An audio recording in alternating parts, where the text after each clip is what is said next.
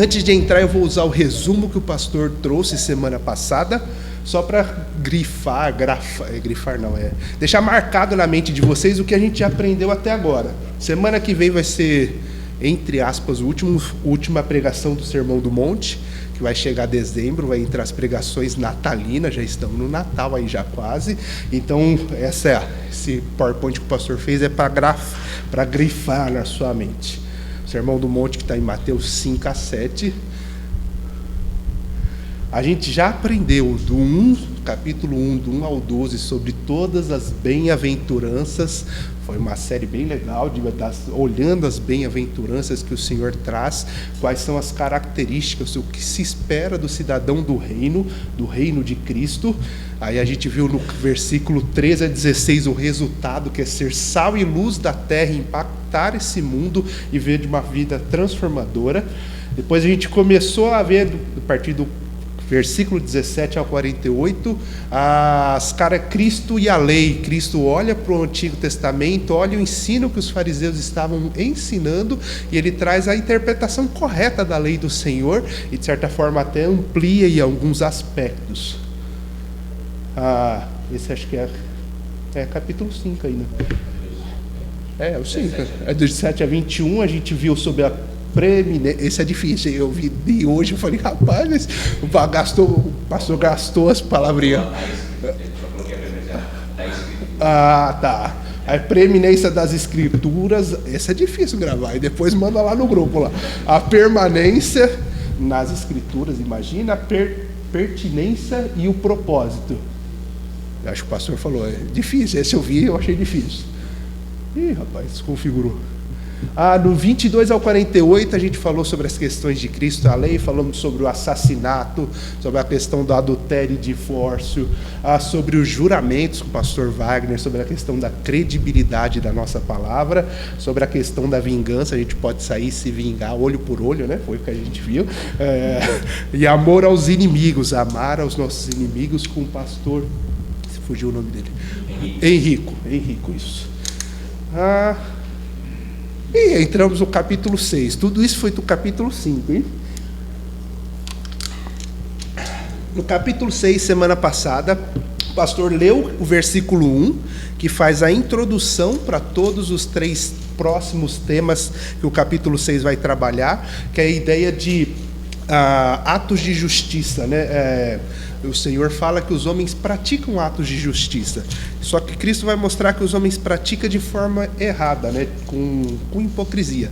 E aí ele dá 3 exemplos de quais são os atos de justiça que os homens praticam, que é a oferta, que foi semana passada o pastor que pregou, ofertar sem hipocrisia, essa é a ideia que o Senhor traz. O de hoje, que é o que eu vou falar, que é oração, orar sem hipocrisia. Os fariseus, e a gente vai ver, os gentios também oravam com hipocrisia, com o intuito de ser visto. E semana que vem o Odir vai trabalhar sobre a questão de jejum, sem hipocrisia. Se você tem alguma dúvida sobre jejum, semana que vem é o dia de trazer a listinha, viu?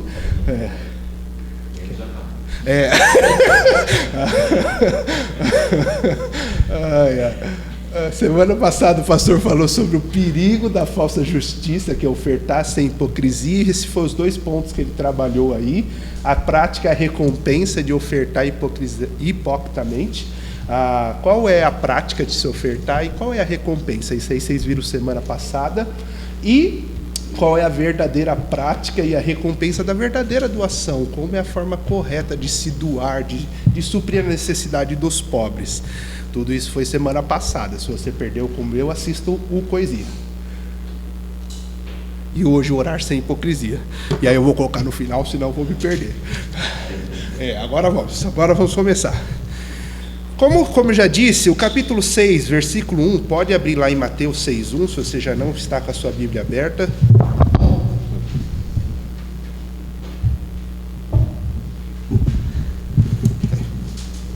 Jesus vai falar no versículo 1 a seguinte coisa, Mateus 6:1. Cuidado para não praticardes boas obras diante dos homens, a fim de serdes vistos por eles. Do contrário, não tereis recompensa do vosso Pai que está nos céus. Vamos orar? E aí depois a gente entra no nosso texto. Papai do Céu, muito obrigado por esse dia, por esse momento onde a gente pode dedicar esse momento de adoração ao Teu santo nome, Senhor. Como o Senhor é maravilhoso e que é uma oportunidade tremenda a gente poder se reunir para Te adorar e aprender da Tua palavra. Me usa agora, Senhor, que para trazer esse estudo sobre a Tua palavra, que não seja eu falando, mas o Senhor falando através de mim, e que saiamos daqui, Senhor, impactados para sabermos como orarmos de coração com a motivação correta. Capacita, nos desafia e nos direciona, Senhor, é o que eu oro. Em nome de Jesus, Senhor, amém. Como o pastor disse semana passada, e eu já repeti 2 vezes, a primeira coisa que eu quero destacar antes de entrar no meu texto é do versículo 5 até o 15, são esses 11 versículos aí. Eu queria destacar essa ideia. Muitas vezes a gente tem a ideia errada de que o cristão não pode praticar atos de justiça, ou como a minha tradução aqui, boas obras, né? A gente fica meio perdido de quais são as boas obras, ou o que é boas obras. E Jesus aqui, ele demonstra que aqueles homens daquela época já praticavam três boas obras, que era ensinado largamente no judaísmo. Que era a questão das esmolas, de ajudar o pobre, essa era uma questão. A questão da oração, os judeus faziam oração 3 vezes ao dia. Esse é só um dado interessante, não tem nenhum mandamento nas Escrituras falando que a gente deve orar 3 vezes por dia. Diz a tradição que depois que os judeus viram o exemplo de Daniel, lá em Daniel, que se separava 3 vezes ao dia para orar, depois daquilo, do exemplo de Daniel, os judeus começaram a se reunir 3 vezes ao dia para orar ao Senhor, uma de manhã, outra tarde, outra noite. E a última era a prática do jejum, uma prática que não é praticada hoje por nossos dias, mas eu creio que é uma prática que a gente deveria também aprender e se dedicar a fazer. Semana que vem o dia continua, eu não vou dar spoiler não, uma prática sensacional.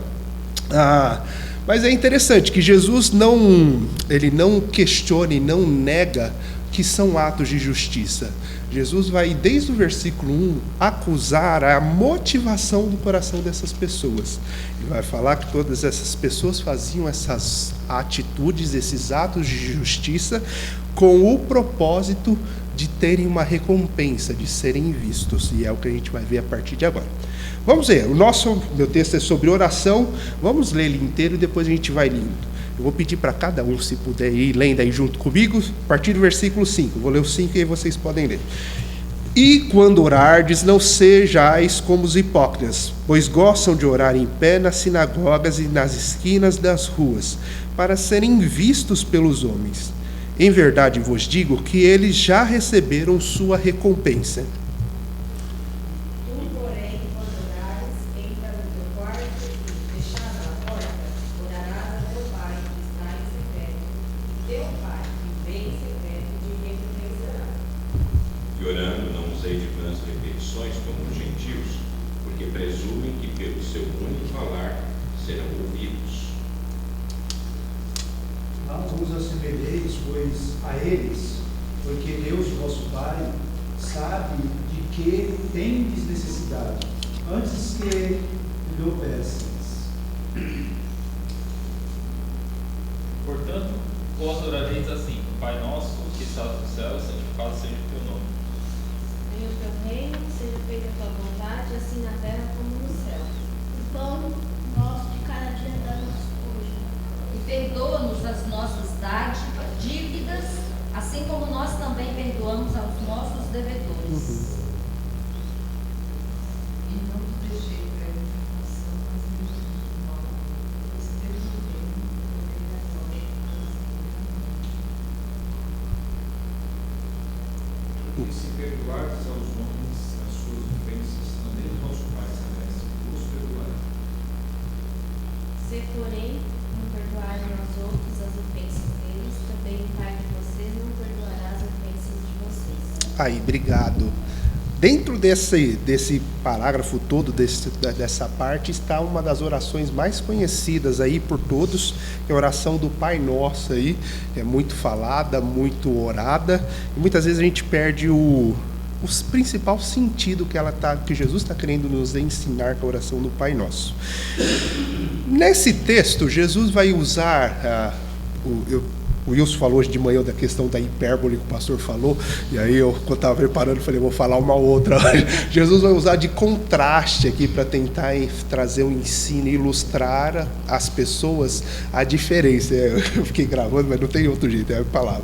Contraste. Jesus vai usar uma coisa que as pessoas estavam fazendo e que não deveria ser feito, que não deveria ser replicado, e depois ele vai contrastar com o modelo que deveria ser.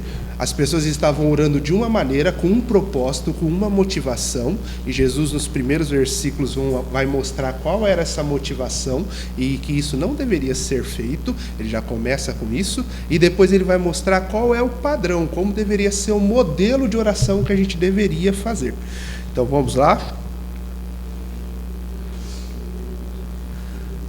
Eu não sou bom nos slides, eu praticamente copiei aí do pastor e só mudei as palavras aí e mudei meu texto. Então é isso que a gente vai ver hoje. Eu não sou muito bom nessa parte mesmo não. Mas vamos lá. Jesus utiliza ele mostra dois modelos de como nós podemos orar de forma hipócrita, que nós não devemos fazer. Começa assim no versículo 5 e no versículo 7. E quando vocês forem orares, não sejam, no versículo 5 e no 7 ele fala, não use. Por duas vezes Jesus vai usar a palavra negativa para mostrar dois modelos errados que as pessoas faziam naquela época. A primeira, que é muito conhecido, é o modelo de oração hipócrita, oração para ser visto. O versículo 5 e o 6 vai mostrar um modelo de oração que as pessoas faziam com o intuito de se mostrar, de serem vistos pelas pessoas. Ele vai falar que essas pessoas gostavam de orar em pé, nas cidades, nas praças, para serem vistos. Quando eu estava estudando, eu pensei logo no exemplo de Lucas 18. Vamos lá para Lucas 18? Jesus vai mostrar o mesmo exemplo de um grupo que costumava fazer bastante isso. Lucas 18, do 10 ao 14. Vocês podem ler um por favor? Dois homens subiram ao templo com o propósito de orar. Um fariseu e o outro publicano. O fariseu, posto em pé, orava em si mesmo dessa forma: ó Deus, graças te dou porque não sou como os mais homens roubadores, injustos e adúlteros, nem ainda como este publicano. Jejuo 2 vezes por semana e dou o dízimo de tudo quanto tenho. Publicano, porém, estando em pé, de longe, nem ainda queria levantar os olhos ao céu, mas batia no peito dizendo: ó Deus, tem misericórdia de mim, pecador. Digo a vocês que este desceu justificado para a sua casa, não aquele. Porque todo o que se exalta será humilhado, mas o que se humilha será exaltado. Aí, obrigado. Eu usei esse exemplo que foi o que o pastor Tiago pregou, que mostra claramente o fariseu praticando os 3 atos de justiça. A oração, ele orava em pé, batendo no peito e falando: graças a Deus que eu não sou como esse publicano. Eu jejuo e dou o dízimo de tudo. Era uma prática comum daqueles homens daquela época, quererem glória, atenção, chamar atenção e ser visto como pessoas santas pelos outros. E como fazer isso? Através da oração. Como você pode receber um status de santidade, de uma pessoa que se preocupa com o Senhor, quando você está orando? Orando em pé, nas praças e nos locais onde essas pessoas são vistas. O intuito principal lá de Mateus, pode voltar para Mateus 6, quando Jesus está falando, é que essas pessoas tinham a motivação errada. A motivação dessas pessoas eram serem vistas e elogiadas por outros. A grande questão daqueles homens, daqueles fariseus, não era ter um momento de comunhão com o Senhor, um momento de entrega, de oração, de se quebrantar, de se doar ao Senhor e clamar por misericórdia, por socorro e ajuda. Jesus está mostrando que parte da hipocrisia desses homens era querer ser visto e observado por todos eles. E aí o versículo 5 fala que eles receberam a sua recompensa. A recompensa que eles ganharam foram ser vangloriados, vistos e honrados pelos homens. E aí Jesus vai trazer o contraponto. Vocês não devem fazer isso. O grande propósito, o primeiro ensino que Jesus vai trazer da oração, não é trazer honra e glória para si.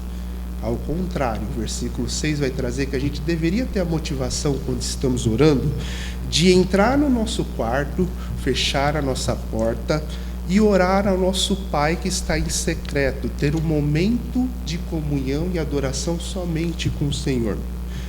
O que o Senhor está querendo dizer com isso? Que a nossa motivação, a nossa preocupação na oração não deveria ser com quem está ouvindo, se eu estou usando palavras bonitas ou não, se eu estou usando uma roupa diferente ou não, como eu coloco as questões ou não. A minha preocupação, em primeiro lugar, na oração, deveria ser com quem está me ouvindo. O Senhor não está preocupado se eu falo bem, se eu estou bem vestido, se eu tenho bom conhecimento teológico. O Senhor está preocupado com as questões internas do meu coração, com a motivação que eu tenho em buscá-lo por ajuda. A questão interna que eu tenho de dependência dele, de total dependência realmente para súplica, adoração e derramamento de coração.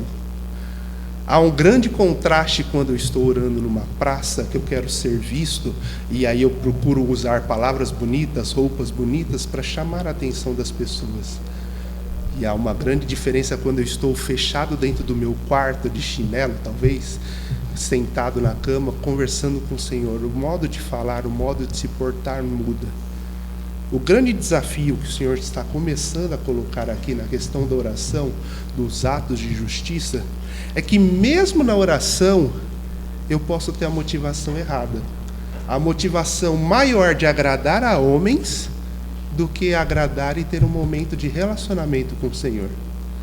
É a primeira coisa que o Senhor está mostrando, que a motivação muitas vezes das coisas que fazemos é errada. Ainda que seja uma coisa boa, uma coisa que é incentivada pelas pessoas. Vocês vão ouvir constantemente nós aqui incentivando vocês a terem um momento de oração, um momento de separação para estar conversando com o Senhor. Mas eu achei fantástico a questão do exemplo de Jesus da oração, que Jesus mostra que a motivação ela é tão importante quanto a prática da ação que eu estou fazendo. Se eu estou orando com uma motivação, com um coração errado de agradar a outros, eu estou orando de forma errada, eu estou orando para mim mesmo. Eu estou orando de forma pecaminosa, esquecendo do Senhor durante a minha oração. Esse é o primeiro, digamos assim, a primeira chilapada, a primeira bronca que o Senhor mostra. Que há pessoas que se preocupam com o que os outros vão achar, como os fariseus faziam. A ponto de orar em pé para receberem toda a honra e glória por estarem gastando tempo conversando com o Senhor. E aí o Senhor vai nos desafiar a ter uma prática de oração secreta, interna, conversar com o Senhor em secreto, para não deixar e permitir que o nosso coração se engrandeça, se orgulhe e seja exaltado. No versículo 7, continuando, o Senhor vai trazer um outro exemplo de uma coisa que na oração que não devemos ter. E ele diz: quando orardes, não useis de repetições inúteis, a exemplo dos gentios, pois eles pensam que serão ouvidos pelo muito falar. Não vos assemelheis a ele, pois vosso Pai conhece de que necessitais antes de o pedirdes a ele. Jesus vai usar agora um outro grupo que fazia um outro tipo de coisa naquela época, e ainda hoje também, que era o uso de repetições de palavras e de frases para orar. Então ele não se dedicava a entregar e pensar e orar no que ele estava falando. Ele escolhia uma frase e começava a orar. E aí eu estava lembrando de hoje de manhã, e eu quero que vocês abram lá em primeiro livro de Reis, para mostrar esse exemplo aí. Primeiro Reis, a gente viu hoje de manhã a história de Elias contra os 450 profetas de Baal. Versículo 26, primeiro livro dos Reis, 18, 26. Alguém pode ler, por favor?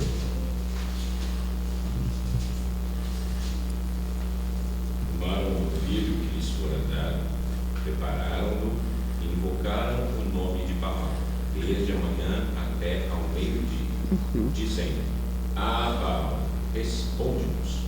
Porém, não havia uma voz que respondesse, e, manquejando, se movimentavam ao redor do altar que tinham feito. Obrigado.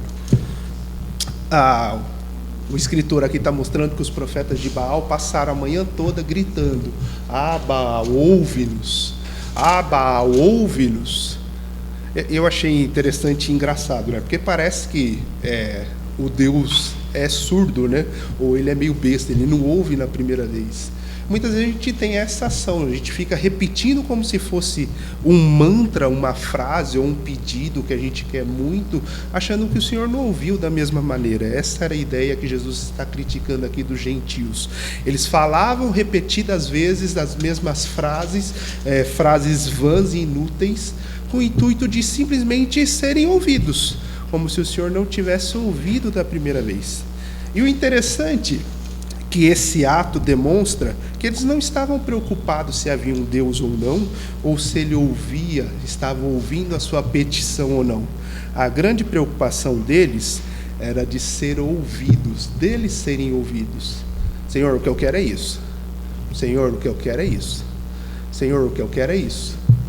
Não importa se o que Deus quer é a mesma coisa ou não, se o Senhor tem um outro plano para a minha vida ou não. A ideia é repetir até que a minha vontade seja feita. Não importa o meu relacionamento com o Senhor. Essa é a ideia que Jesus está mostrando que os gentios faziam. E aí, só para explicar, os gentios aqui do texto são todos aqueles que não eram judeus. Então nós seríamos os gentios aqui também. É muito comum isso.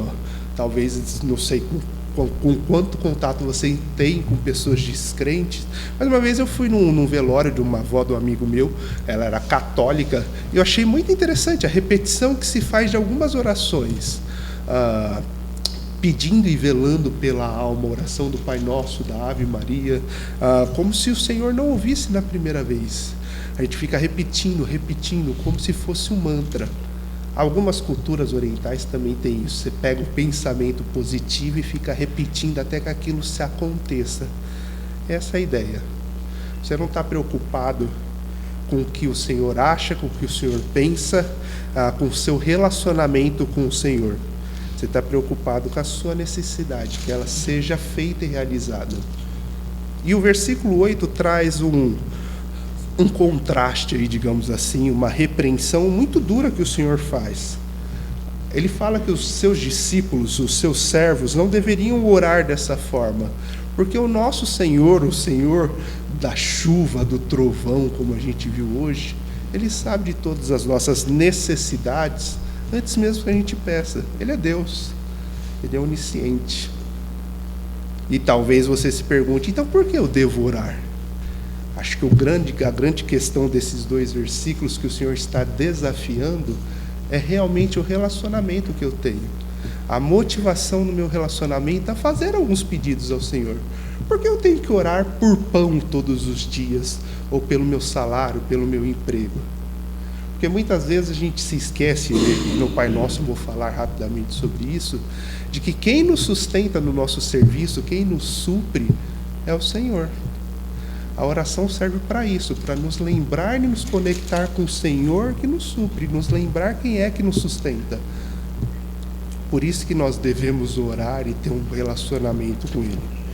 Mas o versículo 8 diz uma verdade fundamental. O Senhor é poderoso e Ele conhece todas as coisas antes da gente pedir. Ele sabe quais são as nossas necessidades. Por isso a gente deveria se preocupar em não repetir frases constantemente a fim de ganharmos coisas. Nosso maior desafio na oração deveria ser ter um momento de relacionamento com o Senhor. Um momento de relacionamento com o Senhor. É difícil, porque normalmente a gente não está interessado nisso. A gente está interessado ou em cumprir um padrão ou de pedir as nossas coisas. Triste, mas é a verdade. Mas nesses dois casos que Jesus começa introduzindo aqui, Jesus mostra que as motivações do nosso coração e de nosso pensamento são super importantes no que a gente pratica. Isso, inclusive, nas nossas orações. Ter uma motivação e um pensamento errado é crucial para a gente fazer uma oração errada. É esse primeiro contraste que Jesus vai mostrar. A gente pode estar fazendo uma coisa que é boa, que é a oração, mas com a motivação de coração e pensamento errado. Ou querendo ganhar glória dos homens e ser visto pelos homens, ou simplesmente querendo ser ouvido e que a nossa vontade seja satisfeita. Assim, o versículo 9, Jesus vai colocar o contraponto, que é o que está ali. Qual é a prática da verdadeira oração? Jesus vai falar, vocês devem orar deste modo. É o comecinho do versículo 9. E diz assim, Pai nosso que estás no céu, santificado seja o teu nome. Venha o teu reino, seja feita a tua vontade, assim na terra como no céu. O pão nosso de cada dia nos dá hoje. E perdoa-nos as nossas dívidas, assim como também temos perdoado aos nossos devedores. E não nos deixes entrar em tentação, mas livra-nos do mal, pois teus são o reino, o poder e a glória para sempre. Amém. É, como eu já disse, a oração mais conhecida talvez. Acho que depois de Salmos 23, esse deve ser o texto mais conhecido do mundo. Todas as pessoas provavelmente conhecem, né? É muito repetido. Esse é o modelo de oração que o Senhor quer nos ensinar e Ele dá. E aí, antes de começar, eu já vou falar que eu não vou explicar ponto por ponto do... obrigado, meu querido, beber bastante água. Eu não vou explicar ponto por ponto da oração do Pai Nosso, porque senão eu vou estourar o tempo aqui hoje. Vou mesmo e eu estou me controlando. E também para não ser repetitivo, e eu peço já desculpa aí para quem vem nos cultos de quarta-feira, porque eu sei que a gente já estudou a oração do Pai Nosso, né? E caiu para mim de novo. Então vamos lá. Não brigue comigo, aí depois a gente conversa.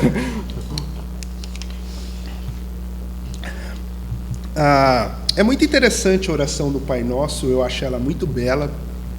E ela tem dois aspectos dentro da oração que são fantásticos. As 4 primeiras petições, digamos assim, da oração do Pai Nosso, ela está totalmente relacionada com as questões com Deus, nosso olhar para o Senhor. E a gente vai ver isso daqui a pouco. As 4 últimas petições do texto, ela vai tratar do nosso relacionamento um com os outros, nosso relacionamento com a sociedade. A gente vai ver isso daqui a pouco também. É a questão do pão e tudo mais. Então ela é dividida nesses dois aspectos, um olhar para o Senhor e um olhar e pedir pelo nosso relacionamento um com os outros. Uma coisa interessante, que no culto de oração me perguntaram e a gente foi correr atrás, e depois conversando com o Messias, parece que muitos creem dessa mesma forma.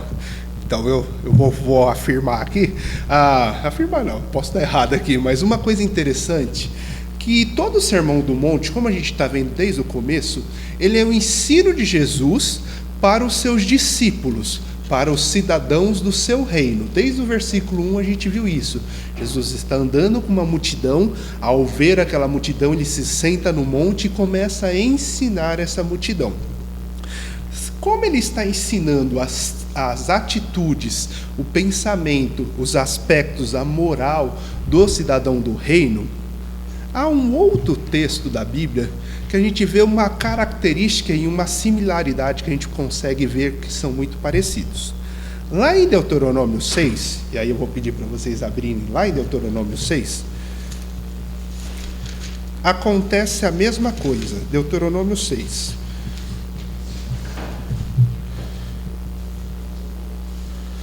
A gente vai ler do 1 ao 9 aí. Deuteronômio 6, do 1 ao 9.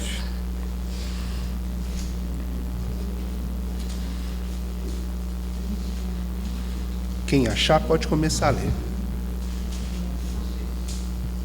Deuteronômio 6, do 1 ao 9. Estes, pois, são os mandamentos, os estatutos e os juízos que mandou o Senhor teu Deus se te ensinasse, para que os cumprisses na terra a que passes para possuir. Para que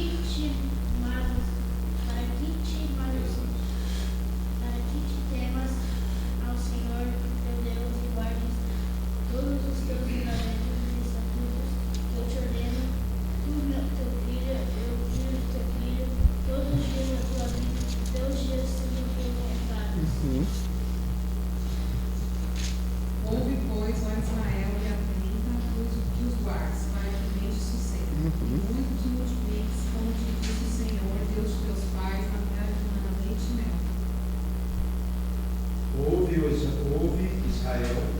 Senhor, o nosso Deus, é o único Senhor.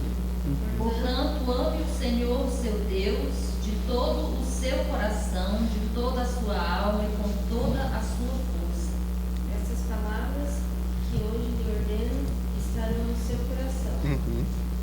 Tu as inculcarás a teus filhos, e delas falarás assentado em tua casa, e andando pelo caminho, e ao deitar-te, e ao levantar-te.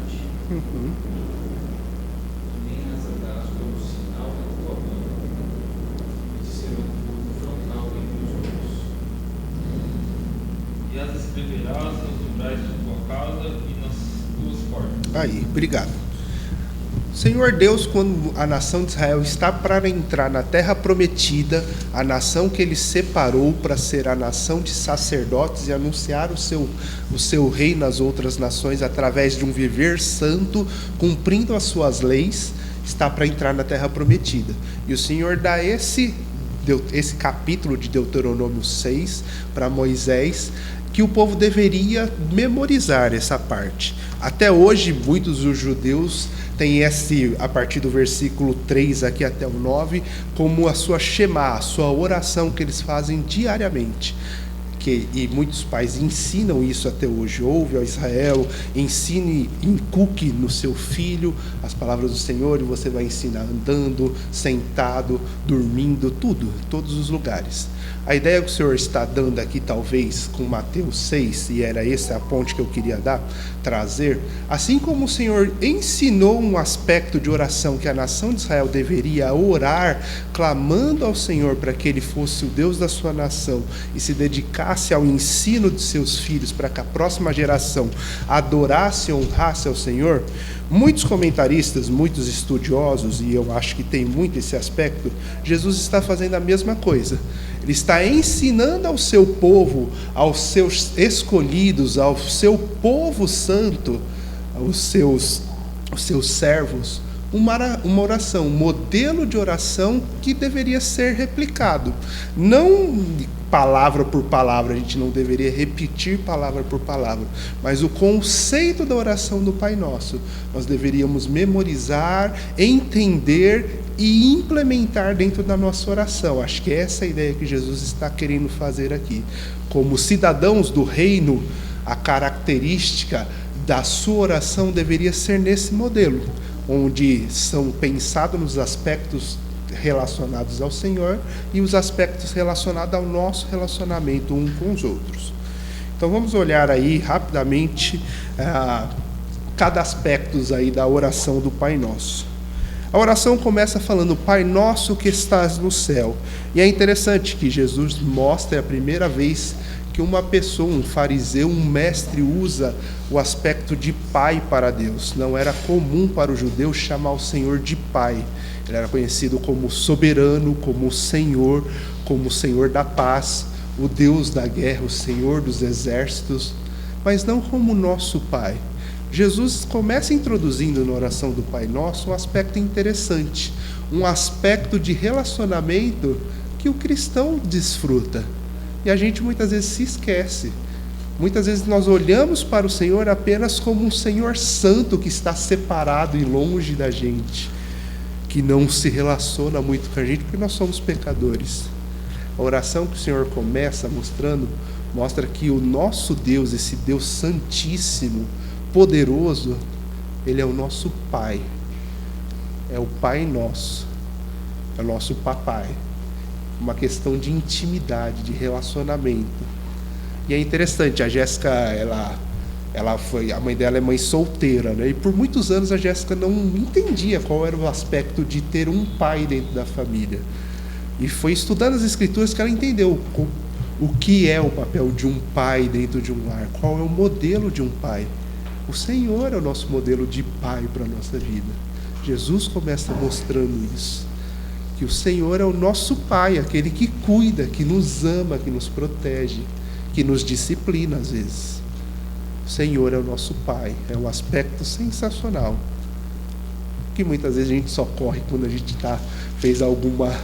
passando por alguma dificuldade ou fez algum erro, a gente olha só para a bondade, mas o Senhor é o nosso Pai.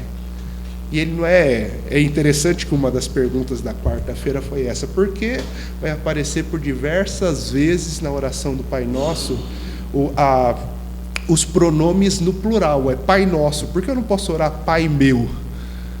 Por que eu não posso orar pelo pão meu de cada dia? Isso é interessante. Porque na oração Jesus está mostrando que os discípulos dele, os cidadãos do reino, os servos dele, se preocupam também uns com os outros. Ele não é só o Pai meu. O Senhor é Pai de todos aqueles que entregaram a sua vida para Ele. Ele é Pai de todos os que se renderam ao Senhor Jesus Cristo. Isso é uma coisa fantástica. Quebra um pouco do nosso orgulho, às vezes, de ficar olhando apenas só para o nosso, para a nossa vontade, para as nossas necessidades, como a gente vai ver mais para frente quando entrar nos nossos relacionamentos. E Ele está no céu, Ele não está... Ele é um Deus santo, separado, as duas coisas estão juntas aqui. Como o Odir trouxe já no culto de oração, e eu esqueci de falar, se você não está vindo no culto de oração e tem essa oportunidade, você está perdendo. Os estudos têm sido muito bons, o momento de comunhão também maravilhoso, até pizza já teve aí, o Wilson você perdeu, mas faz parte. Mas tem sido um momento gratificante de estudo. E o Odir trouxe uma vez essa questão da transcendência e da imanência do Senhor. O começo do Pai Nosso mostra esse aspecto. A transcendência é um Deus que está longe, que Ele é santo, separado. Ele não consegue habitar no meio da gente, de nós que somos pecadores. Ao mesmo tempo, Deus é imanente, Ele está ao nosso lado. É uma coisa sensacional, Ele é o nosso Pai, o Pai de todos aqueles que aceitaram a Cristo como Salvador. Os dois aspectos da superioridade, da grandeza do Senhor está nesse começo do Pai Nosso. A sua transcendência, o fato dele estar longe, e a sua imanência, o fato dele estar próximo, ao nosso lado, o tempo todo. E o texto continua: santificado seja o teu nome. E aí, não me perguntaram, mas quando eu estava estudando, eu fiquei pensando, por que eu orar para que o nome de Deus, que Deus seja santificado, separado do pecado? Não faz o menor sentido, Deus já é santo, né? E como a gente já viu aí na quarta-feira, o aspecto que acho que Jesus está querendo trazer e mostrar é que nós deveríamos orar para que seus discípulos santificassem, vivessem uma vida de forma tão verdadeira com o Evangelho, que o nome de Deus seria exaltado e santificado. Essa é a ideia aí de santificado seja o teu nome. Que as pessoas olhariam para os discípulos de Cristo e falariam, não, realmente esse é um Deus santo. Porque a forma como essas pessoas vivem demonstra santidade no seu caráter, na sua fala, na sua vida. Dessa forma nós santificaríamos, tornaríamos o nome de Deus santo para as pessoas que não conhecem o Senhor. Essa é a ideia que o Senhor está querendo mostrar na segunda petição do Pai Nosso. Aí. É o segundo desafio. Deveríamos viver uma vida de santidade, que demonstre como o nosso Deus é santo. Venha o teu reino e seja feita... Não, venha o teu reino. Venha o teu reino é a questão de orarmos para que o reino do Senhor venha até nós. E que Ele venha e reine soberanamente, e a gente finalmente tenha descanso dessa vida de pecado, desse fardo realmente de pecado que a gente vive diariamente. Uma sociedade que está fundada no pecado. E é interessante, e vou repetir a pergunta que eu fiz na quarta-feira aqui. Quantas vezes na sua oração você orou para que o reino do Senhor venha? Para que o reino do Senhor, que o Senhor volte o mais rápido possível, para que a gente possa desfrutar da grandeza e da alegria de viver eternamente do lado do Senhor. Quando foi que nós oramos para que o reino do Senhor venha o mais rápido possível? Continuando, seja feita a tua vontade assim na terra como no céu. Essa parte fala por si mesmo, né? A gente orar para que a vontade do Senhor seja feita na terra como é feita nos céus. E eu lembro que na semana que a gente falou sobre isso, acho que algum irmão acho que tinha passado por uma situação difícil no trabalho e E a gente estava falando, às vezes é difícil orar para que seja feita a vontade do Senhor. Porque muitas vezes eu quero que a minha vontade seja feita. O Senhor muda os meus planos, quebra o meu carro, eu sou assaltado, sei lá, algo do tipo, e eu falo, não, Senhor, eu não quero, não era esse o meu plano. A oração é que, Senhor, seja feita a tua vontade, tanto nos momentos bons e felizes, quanto nas tempestades que a gente passa na nossa vida. Que seja feita a tua vontade constantemente, na terra e nos céus. É um baita de um desafio. E esses são os 4 aspectos relacionados com o Senhor. Para terminar, a gente vai ver os 4 aspectos relacionados com o nosso relacionamento uns com os outros. São as 4 últimas petições do Pai Nosso. O Senhor vai mostrar no versículo 11, que a gente deveria orar pelo pão nosso de cada dia nos dá hoje. É interessante, porque, de novo, o pronome aí está no plural. Nós normalmente oramos pelo pão da minha casa, que não deixe faltar o pão da minha casa.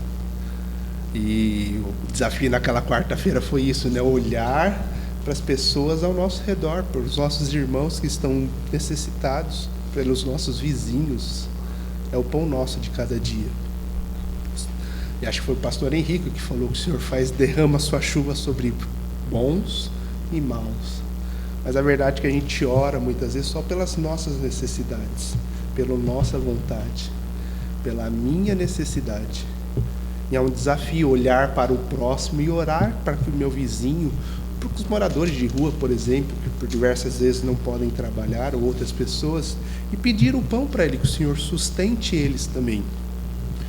É um olhar diferente, parar de olhar para mim apenas, para as minhas necessidades, e olhar para a necessidade do próximo. Perdoa as nossas dívidas, assim como também temos perdoado aos nossos devedores.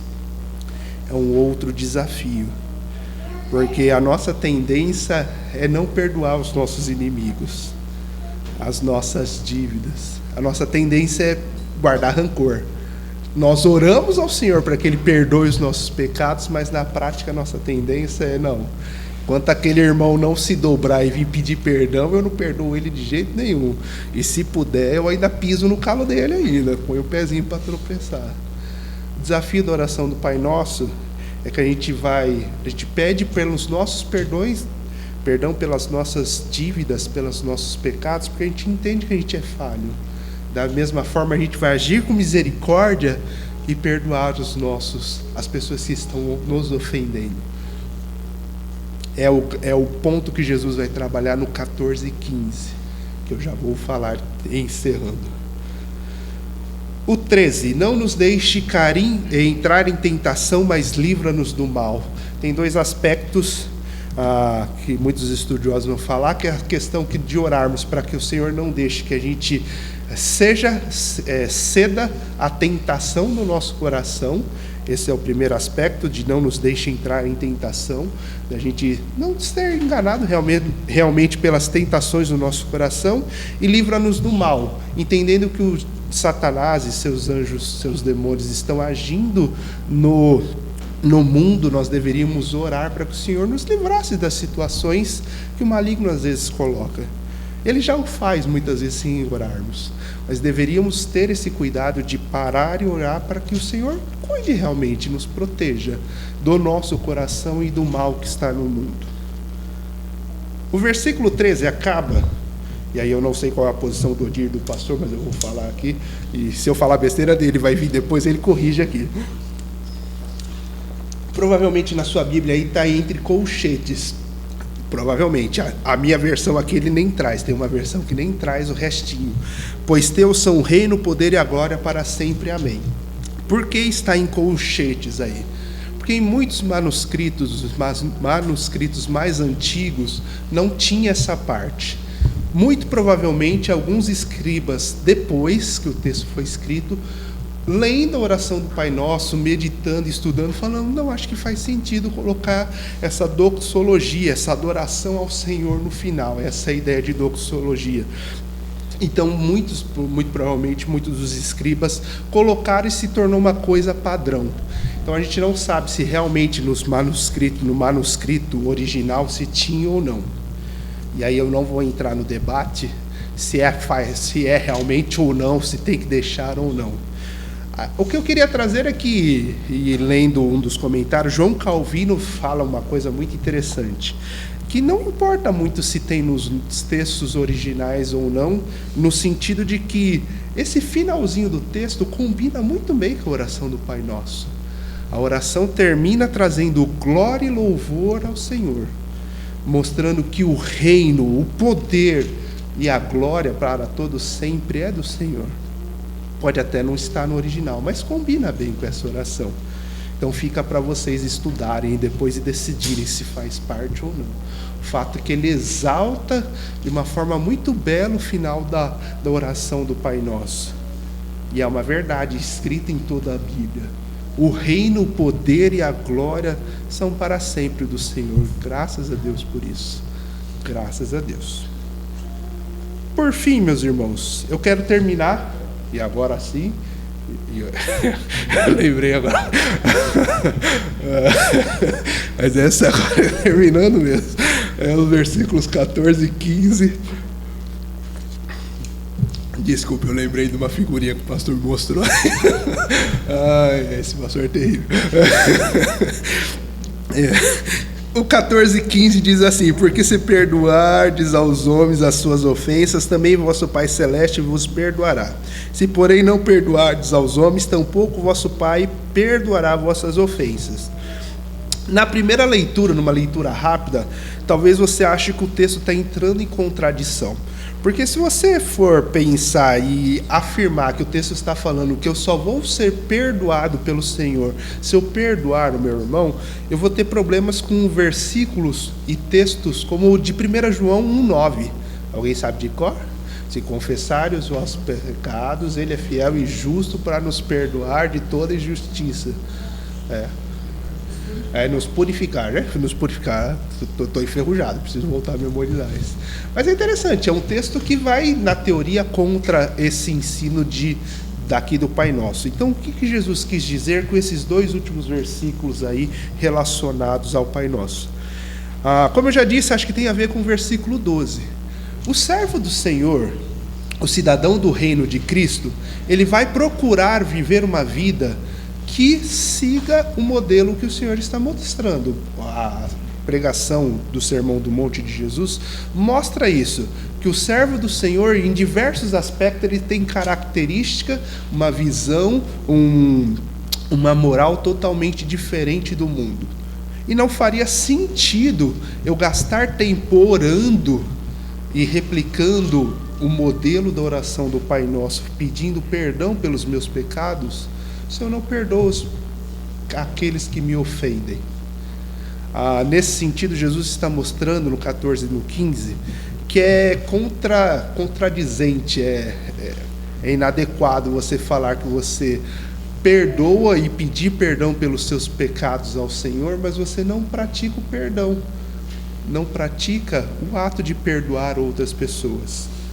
Porque quando a gente para pensar e olhar a nossa vida, a gente percebe que constantemente, diariamente, nós pecamos contra o Senhor. E nossa atitude na oração é nos rendermos, clamarmos por misericórdia e perdão do Senhor. Mas quando a gente age de uma forma contrária com as pessoas que nos ofendem, nós estamos demonstrando e vivendo uma vida que é diferente do que a gente está pregando.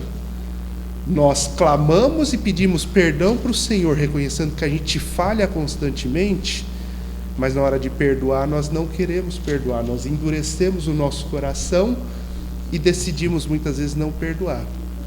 Versículo 14 e 15 está mostrando esse aspecto da pessoa que pede por perdão ao Senhor, mas ela não perdoa o seu próximo, ela não entendeu o verdadeiro evangelho. Ela não entendeu que diariamente o Senhor deveria nos punir com a morte, uma morte eterna, uma separação eterna.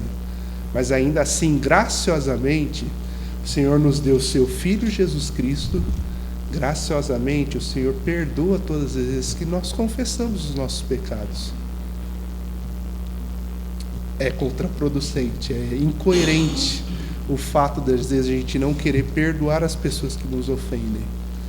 É como o cidadão daquela parábola que eu já disse aqui, que devia milhares de dinheiros para o rei, pede para ele perdoar, e ele perdoa, e o seu conservo tem uma pequena dívida, ele não perdoa. Essa é a incoerência que o Senhor está mostrando aqui no Pai Nosso. Que a gente às vezes não quer praticar o que a gente pede ou o que a gente fala e ensina. Assim Jesus termina mostrando que o cidadão do reino, ele tem uma característica diferente.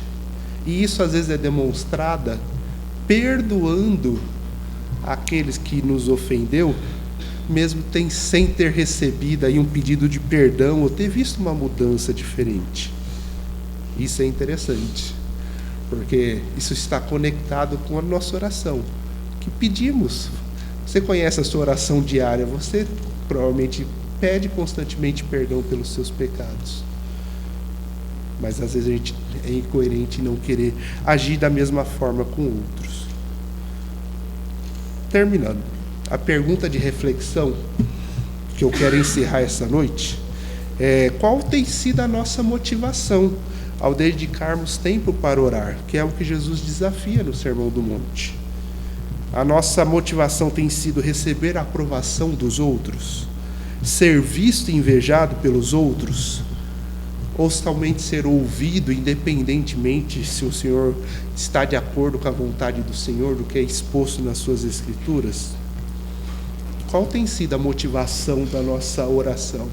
Tem sido uma oração hipócrita, que não leva em consideração o Senhor? Se você fosse fazer uma análise das motivações do seu coração nas suas orações, você diria que a volta do Senhor, que os ideais do Senhor são a razão principal dos seus pedidos? Essa tem sido uma das razões principais dos seus pedidos? Você diria que se importa tanto com os outros, a ponto de orar pela necessidade dos outros, e não só de orar, mas de agir também para suprir as necessidades? Nós temos nos esforçados para orar por perdão, por perdoar as pessoas que têm nos ofendido, demonstrando assim a mesma atitude e ação que o Senhor tem para conosco, de nos perdoando constantemente. Quem é o centro da motivação das nossas orações? É o Senhor ou é eu mesmo? Seria você e as suas necessidades, eu e as minhas necessidades, ou o Senhor? Quem é o centro principal das nossas orações? As motivações do nosso coração e do pensamento, elas são importantes, muito importantes, até mesmo na nossa oração. Vamos orar? Vou pedir para o pastor orar e aí depois ele já sobe.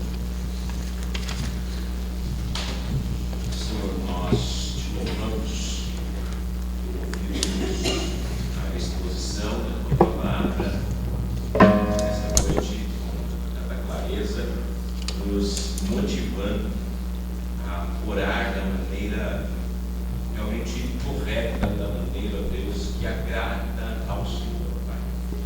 Deus, nos livre de sermos como os hipócritas, nos livre de que as nossas orações sejam como as dos gentios, mas que nós possamos realmente nos dirigir ao Senhor da maneira correta, da maneira que lhe agrada e da maneira realmente, ó Pai, que teremos a certeza de que o Senhor ouvirá e atenderá de acordo com a sua vontade as nossas orações, ó Deus. Pai, que as petições da oração do Pai Nosso, assim chamado, possam fazer parte também do nosso cotidiano, Deus, e que nós possamos aprender a usar cada uma delas da maneira correta e que, através disso, possamos exaltar o teu nome na prática correta também daquilo que oramos, ó Deus. E não apenas falemos, mas que possamos de fato viver de acordo com aquilo que oramos e falamos, ó Deus. Obrigado pela tua palavra, que ela realmente possa encontrar lugar no nosso coração, que haja em nós realmente um desejo de procurarmos viver através da tua palavra de maneira que venha trazer glórias ao teu santo.